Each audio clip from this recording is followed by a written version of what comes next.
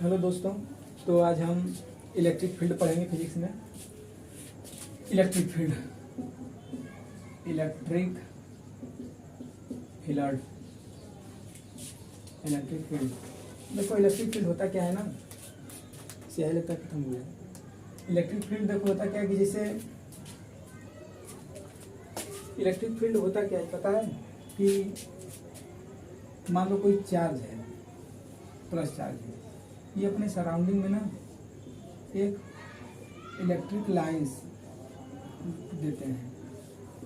Positive है तो अपने बाहर निकलता है और नेगेटिव है तो इसके अंदर की तरफ आता है।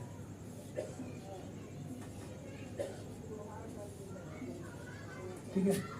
और इस चार्ज द्वारा जो फोर्स लगता है या फिर जो एक फील्ड क्रिएट होता है ना, जो सराउंडिंग में कोई चार्ज द्वारा फील्ड क्रिएट होता है उसको कहते हैं इलेक्ट्रिक फील्ड। जैसे कि लिख लीजिए कि field is created by A charge in their surrounding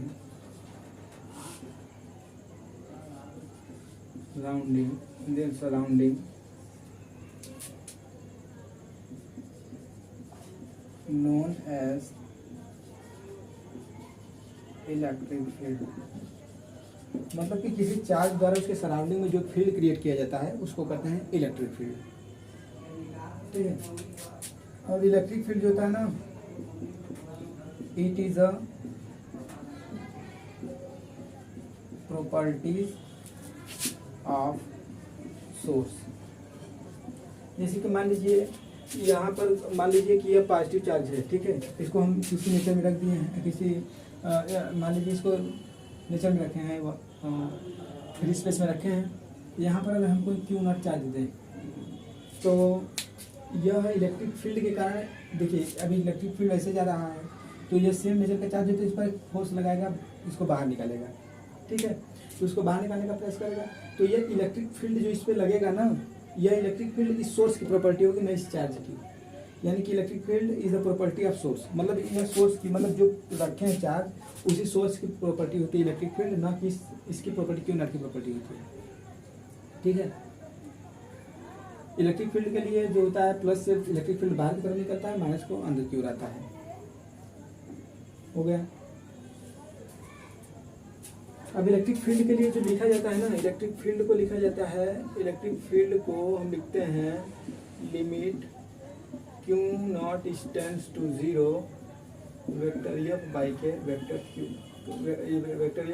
not. Electric field का ये जो होता है फार्मूला होता है, जहाँ पर जो क्यू नॉट है ना टेंड्स टू 0 कर रहा है, क्यू नॉट बटा के नहीं, क्यू नॉट टेंड्स टू 0 क्यों कर रहा है, क्योंकि अगर क्यू नॉट की कोई वैल्यू होगी ना, तो अगर क्यू नॉट की कोई वैल्यू है तो यह इस चार्ज को, इस पॉजिटिव चार्ज को, जो सोर्स वाला चार्ज है, इसको इफेक्ट करेगा। और इसको इफेक्ट करेगा तो ये इसको पोजीशन से डिस्टर्ब करने होगा या अपने पोजीशन डिस्टर्ब होगा। इसीलिए हम क्यू नॉट को नेग्लिजिबल लेते हैं, उस पर चार्ज नेग्लिजिबल लेते हैं, बस टेस्ट करने के लिए कि इलेक्ट्रिक फील्ड यहाँ पर कितना लगा। क्यू नॉट को किसी पोजीशन पर रख देंगे ना तो आपको पता चले, अगर आपको पता है कि इससे उस पोजीशन की डिस्टेंस क्या है, वहाँ पर क्यू नॉट रखे हैं, तो आपको ये पता हो जाता है कि यहाँ कितना वहाँ पर फोर्स लगाएगा या उसका इलेक्ट्रिक फील्ड वहाँ पर कितना हो। तो ये एक टेस्ट होता है, सिर्फ टेस्टिंग के लिए इसको क्यू नॉट को रखते हैं, नहीं तो इसका कोई मतलब नहीं होता है। जो भी होती है इलेक्ट्रिक फील्ड इसके कारण होता है। ठीक है। वीडियो रोकिए, नोट कर लीजिए, वीडियो रोक कर नोट कर लीजिए, मिटाने जा रहे हैं।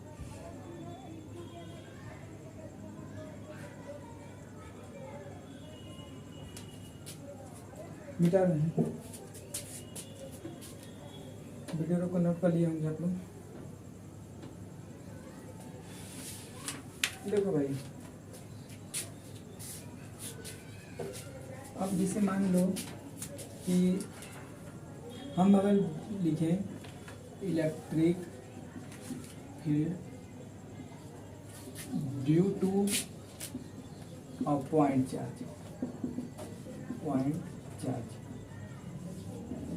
अगर हम किसी पॉइंट चार्ज, मान लीजिए यहाँ पर कोई क्यू नॉट है, अरे क्यू चार्ज है, और इसके कारण हम किसी डिस्टेंस r पर इलेक्ट्रिक फील्ड पता करना चाहते हैं, और इलेक्ट्रिक फील्ड पता करने के लिए उस डिस्टेंस r पर हम एक टेस्ट चार्ज Q नॉट, और हमको पता करना है कि इस पॉइंट पर इसके कारण, इस Q नॉट के कारण कितना इलेक्ट्रिक फील्ड होगा। ठीक है, तो देखिए करते क्या है इसके लिए ना, मान लीजिए यहाँ पर यहाँ का डिस्टेंस r है और Q के कारण Q नॉट पर फोर्स निकालिए, तो फोर्स कितना हो जाएगा 1/k 4πε0 Q not by k r²। आपको पता है, आप जानते हैं ये फोर्स से निकल गया, आप जानते हैं कि इलेक्ट्रिक फील्ड कितना होता है। देखिए अगर हम किसी भी चीज़ पर अगर वेक्टर लगा रहे हैं ना, तो इसका मतलब यह है कि वह वेक्टर क्वांटिटी है।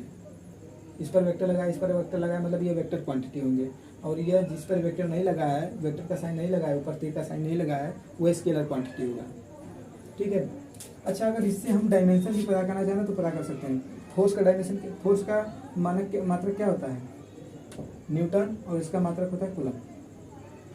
न्यूटन का डायमेंशन क्या होता है mLt पर -2, और कूलम का होता है AT, होता है ना कूलम का, यानी इलेक्ट्रिक फील्ड का जो डायमेंशन होगा m a पर -1 l t पर -3, यही ना होगा। देखिए m l a पर -1 t पर -3, इसका डायमेंशन भी पूछा जाता है, इसको भी ऐसे निकाल सकते हैं आप। ठीक है, अच्छा F इक्वल टू या बाई क्यों होता है, F की वैल्यू अगर यहाँ पर पुट कर दें तो F equal to q vector q into e हो जाएगा। तो यहाँ पर लिख सकते हैं vector e into q equal to 1/k 4πε0 q naught by k r²। अच्छा क्यू से क्यू नॉट है ना, क्यू नॉट से क्यू नॉट कट गया, यानी कि electric field due to a point charge जो आता है 1/k 4πε0 Q/k r²। इसको क्या कर सकते हैं न्यूटन पर मीटर, न्यूटन पर कूलम, क्योंकि देखिए न्यूटन हो जाएगा, इसका हो जाएगा कूलम, तो इलेक्ट्रिक फील्ड का मात्रक क्या होता है न्यूटन पर कूलम,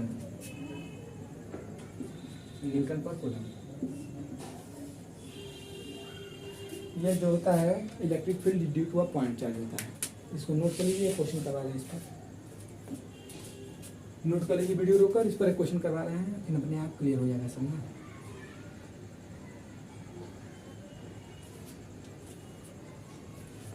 मिटा रहे हैं तो नोट कर लिए होंगे, नोट कर लिया करो भाई, नहीं तो स्क्रीनशॉट ले लिया करो, हमारा भी इतना है। ठीक है,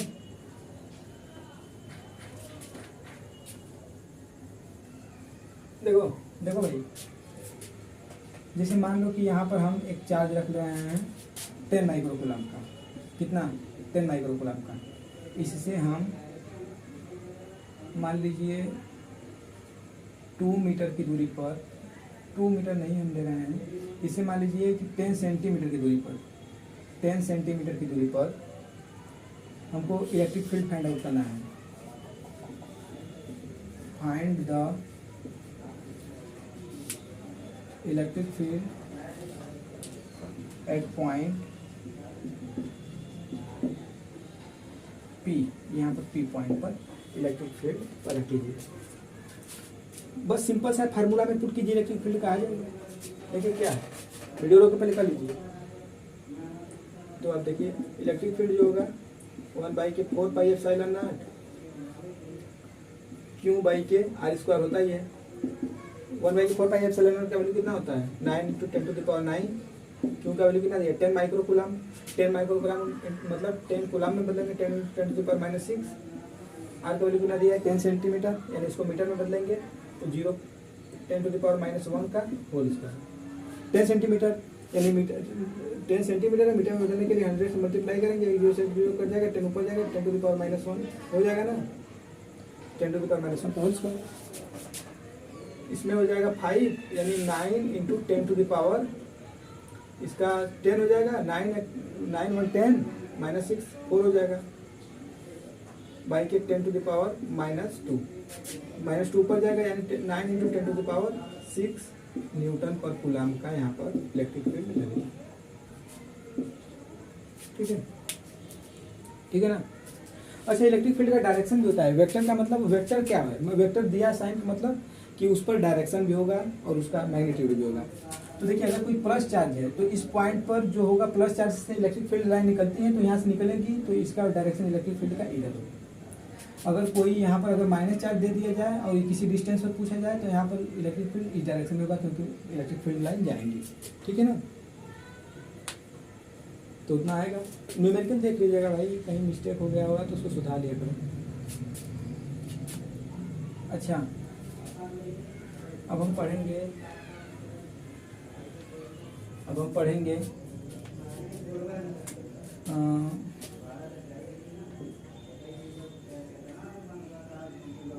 इलेक्ट्रिक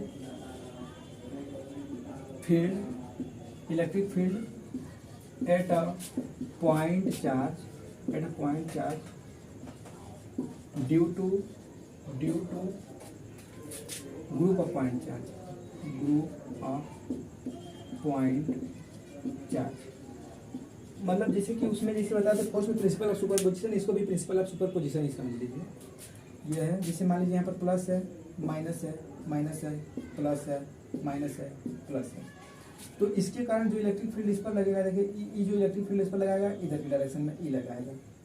अब ये अपने तरफ इलेक्ट्रिक फील्ड लगाएगा इधर की डायरेक्शन में ई लगाएगा। अगर इसको 1 लगे 2 लिख दें, 3 लिख दें, 4 लिख दें, 5 लिख दें ना भाई, वही प्रिंसिपल ऑफ सुपरपोजिशन जैसे फोर्स में बताया तो ऐसे ही इलेक्ट्रिक फील्ड में, क्योंकि वेक्टर भी वो दिखा। इस पर जो फोर्स लगेगा ऐसे लगेगा, इस पर इसके कारण E1, इस पर इसके कारण E2, इस पर इसके कारण E5 और E माइनस है तो इस पर इधर के कारण लगेगा E3 और E माइनस है तो इस पर इधर के कारण लगेगा। मतलब कि इसमें भी प्रिंसिपल ऑफ सुपरपोजिशन ही लगेगा कि किसी पॉइंट चार्ज पर लगने वाला इलेक्ट्रिक फील्ड बकिया सभी पॉइंट चार्ज के कारण, जो दो के बीच में लग रहा है इलेक्ट्रिक फील्ड, बकिया सभी के कारण इंडिपेंडेंट रहता है, उस पर कोई इलेक्ट्रिक फील्ड का इसका प्रभाव नहीं पड़ता। समझ रहे हैं ना? समझ रहे हैं? नोट कर लीजिए, वीडियो रोककर एक और सवाल ले रहे हैं। बस उसी जो फोर्स दिए थे ना, फोर्स वाला बताए थे ना, बस वैसे ही सब है, अपने से करिएगा। इलेक्ट्रिक फील्ड बस निकालना है, वहाँ पर फोर्स निकाला था। अच्छा, फोर्स आप अगर किसी पॉइंट पर आप इलेक्ट्रिक फील्ड फाइंड आउट कर रहे हैं ना, तो उसमें केवल उस पॉइंट पर कौन सा चार्ज रखा गया है उसका मल्टीप्लाई कर देंगे तो फोर्स आ जाएगा। यानी इलेक्ट्रिक फील्ड फोर्स से ज़्यादा आपका इलेक्ट्रिक फील्ड हो गया। यानी इलेक्ट्रिक फील्ड आपको पता है तो फोर्स आसानी से निकाल सकते हैं, उस पॉइंट पर कितना चार्ज रखा है पता करके। ठीक है, मान लीजिए कि आपके पास एक क्वेश्चन है। अच्छा, इसको पहले लिख लीजिए, फिर उसके बाद क्वेश्चन दे रहे हैं ना, इसको लिख लिए, वीडियो रोक लीजिए, वीडियो रोक कर लिख लीजिए, फिर उसके बाद क्वेश्चन लगवा रहे हैं। मिटा रहे था।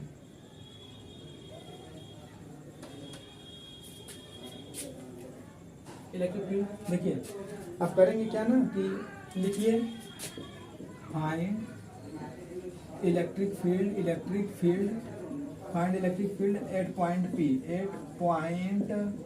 P, find electric field eight point P। हमको किसी पॉइंट P पर इलेक्ट्रिक फील्ड निकालना है। तो देखो भाई, मान लीजिए यहाँ पर Q है, यहाँ पर Q है, A है, यहाँ पर पॉइंट P है, इस पर इलेक्ट्रिक फील्ड निकालिए। बताए हैं फोर्स वाले में बताया, बस उसी पर इलेक्ट्रिक फील्ड निकालना है। जो फोर्स निकाले थे बस एकदम कंसेप्ट वही रहेगा, जैसे फोर्स निकाले तो वैसे ही इलेक्ट्रिक फील्ड निकलेगा। वीडियो रोक कर निकालिए, पहला इसको लिख लीजिए, इसको पहला लिख लीजिए, वीडियो रोक कर इलेक्ट्रिक फील्ड निकालिए इस पर, सिंपल एकदम।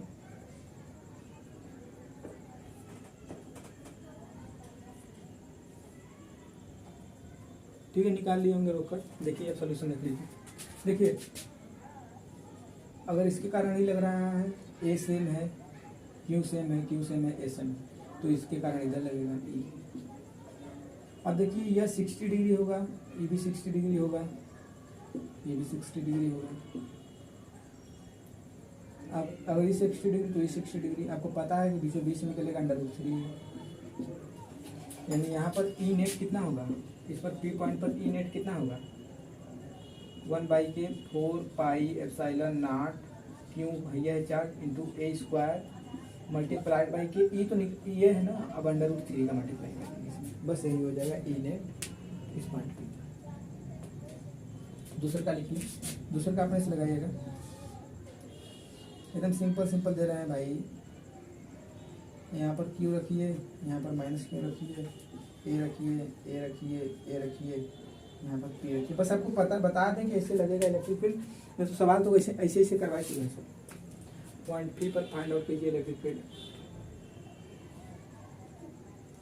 पॉइंट पी पर इलेक्ट्रिक फील्ड फाइंड आउट कीजिए।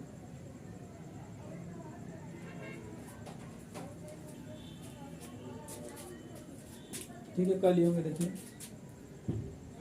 माइनस चार्ज है तो इसके कारण इलेक्ट्रिक फील्ड इस डायरेक्शन में। मैग्नीट्यूड सेम है, क्यों? मैग्नीट्यूड इसका भी सेम है, ए डिस्टेंस भी सेम है, तो इसके कारण जो फोर्स इधर लगेगा, रिपल्सन फोर्स लगेगा, इसके पर ये प्लस होगा तो प्लस के कारण इधर इलेक्ट्रिक फील्ड जाएगा।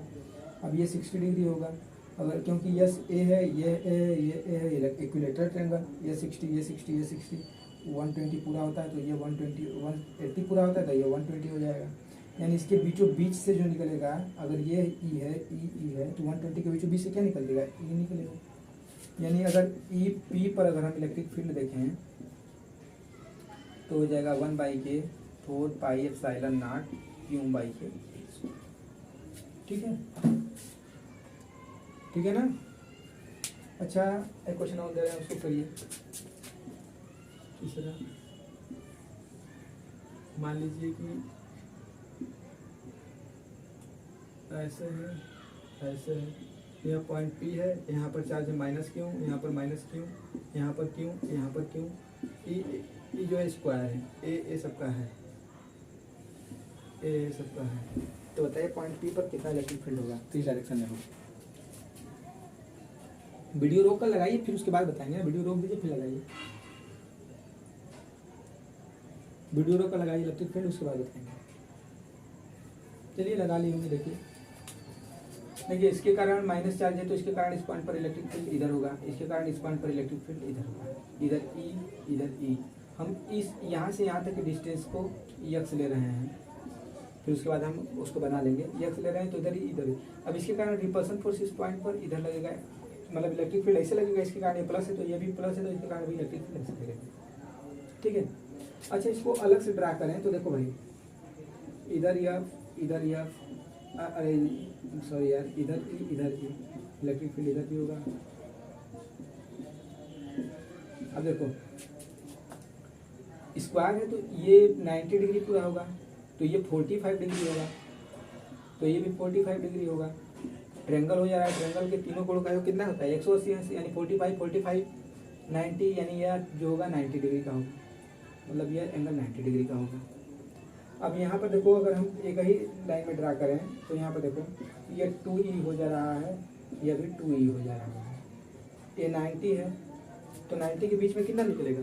2√2e, क्योंकि सेम है। अगर 90 है तो उसमें केवल मल्टीप्लाइड बाई √2 कर देते हैं।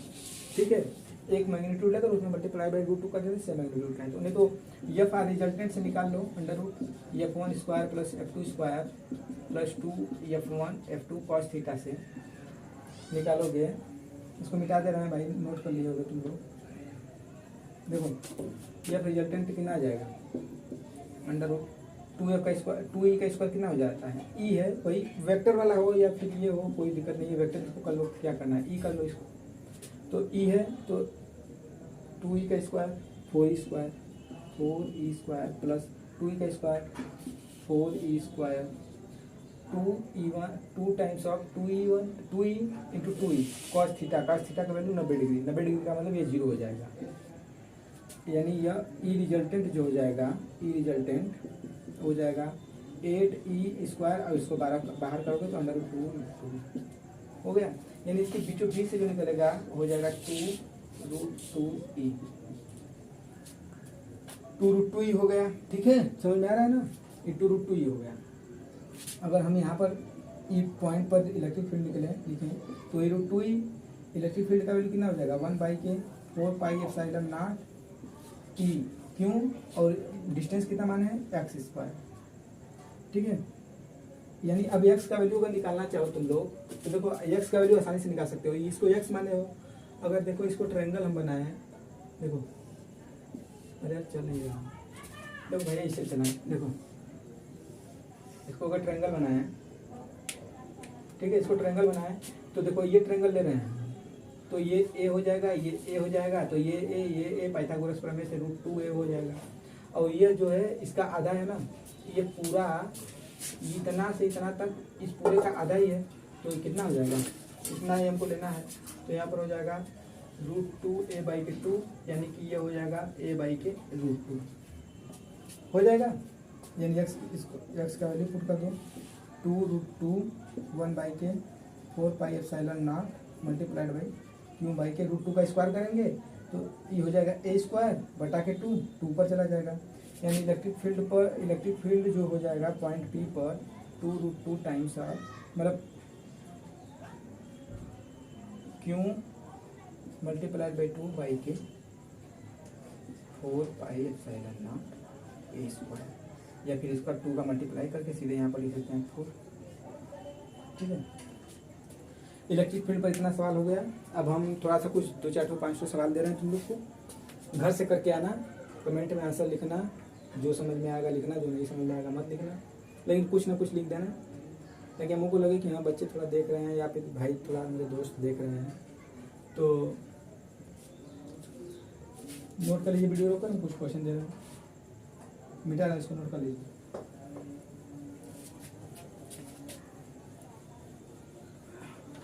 मेरे दोस्तों के लिए होमवर्क में लाया हूँ, घर से करके आइएगा इसको। पहला है, ज़्यादा कुछ नहीं देंगे, पहला है, अरे चल कहीं नहीं रहा है,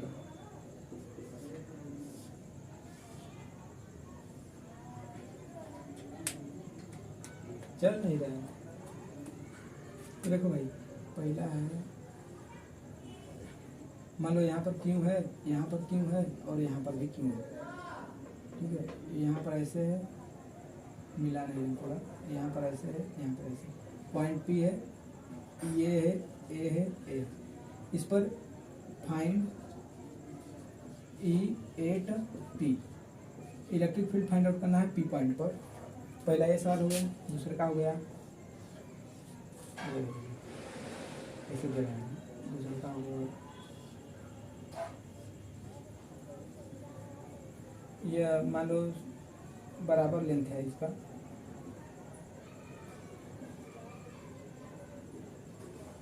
क्यों क्यों क्यों माइनस क्यों माइनस क्यों माइनस क्यों, यहाँ पर पॉइंट P है, ये ए है, ए है, ए है, ए है, ए है।